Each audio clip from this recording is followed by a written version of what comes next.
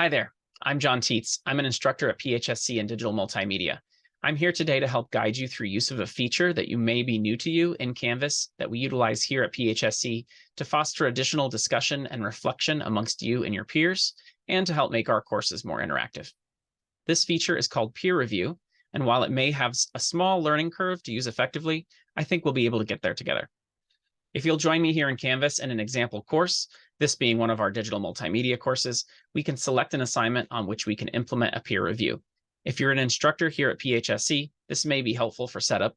If you're a student, then you'll have a better idea of the limitations your instructor may have when it comes to current use of our peer review system. So I'll go ahead and show that setup process now for this assignment that I have here called Let's Get Streaming. So this is our course homepage. Under our assignments page, I'm looking for the assignment that we're working with, and we're going to Let's Get Streaming, which I have open here. Now, there's no peer review set up currently, and you can see under my related items, there's no peer review here. We'll have to implement a peer review first, and then we'll be able to see that. So I'll hit Edit here. Scroll down to the bottom where we have Assign, and we're looking for peer reviews.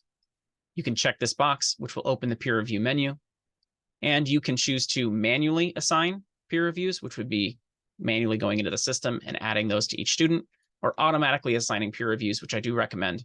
It randomizes them, which I like. I usually set 2 or 3 users or reviews per user, and I typically assign the review, not typically, you should, after the due date for the assignment. So if it's due December 1st at 5 o'clock, then you can set that to December 1st, 2023 at 5:01 p.m., whatever time you like. Okay, so just make sure that date is after the other one. Once you hit save, on the right-hand side is the instructor. You're going to see peer reviews, and I'll show you what that looks like from the instructor side as well as the student side. So if I go ahead and click this, it'll take me to my peer review menu, which is a subset from the assignment menu. And you can see over here we have assigned peer reviews and 2 reviews per user. However, this is a sandbox course and does not have students in it. So I'm going to show you what it looks like from a live course with some of the information redacted. So this is that same page on another assignment that's currently live. You can see that these are student names. I've removed some of them or all of them for privacy reasons. But you can see here there is a check marks next to, so this is the student, and she was assigned 2 students to proceed with. And she received a check mark showing that she completed those reviews for Daniel and Madison. And then you can see here, this is an exclamation point showing that this was not submitted by the student. And that could be for a reason that I'll show you in a minute, or they weren't able to complete them, weren't able to find them, which is the reason that I'm making the video. Okay, so on the right-hand side, you can see automatically assign reviews, and you can reassign them if someone is missing, or maybe they didn't submit the work on time and it needs to be resubmitted. You can reassign those peer reviews, and it will assign them randomly using the number that you set here. You could also change this number if you want to increase that for a later time. Okay, so this is what it looks like from the student side. And currently, this means a peer review has been assigned, but on the student end, you'll see none assigned on my course because I don't have any students enrolled. But on a live course, you would see the number of names here that you've been assigned. So if it's 2, then you'll see a name here.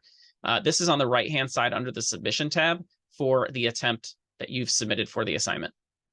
This will only become available once the peer reviews become available. So if the instructor sets those for December 2nd and the assignment was due on December 1st, then on December 2nd, the peer reviews would show here. So that's on you to come back and complete those peer reviews. I believe a notification will appear in Canvas, but I'm not 100% on that. This is what the rubric page looks like under submission details in where the students will be completing their peer reviews. So they should be able to, as the instructor, you'll be able to select which assessment from which student is being viewed. And as the student, you should see an assessment for the student here, along with the rubric. In order for the system to register that check mark, showing that you've completed the peer review, you do need to utilize the rubric and any comments here, and then hit submit or save under that submission, rather than using the comment window, which is shown here, as many students do, and in this very example, students did. They submitted their scores for the rubric in the comment section rather than in the peer review rubric. It is important that we use that rubric. It provides more effective and structured feedback for other students, and also gives you an opportunity to review their work in the context of the concepts of the lesson that were being discussed. So that should clear up any confusion for you on peer reviews for your courses and helps you have a more engaging experience, hopefully, during your semester. Thank you very much. I'll see you soon.